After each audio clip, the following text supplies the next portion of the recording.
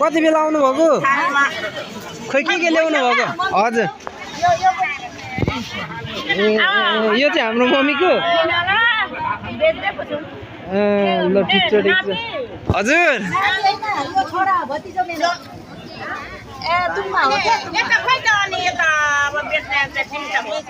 mummy चाहिँ त्यहाँ हुनुहुन्छ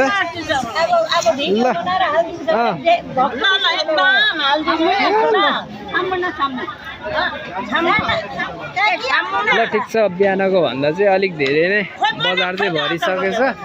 अहिले चाहिँ ल हुन्छ ल ल ल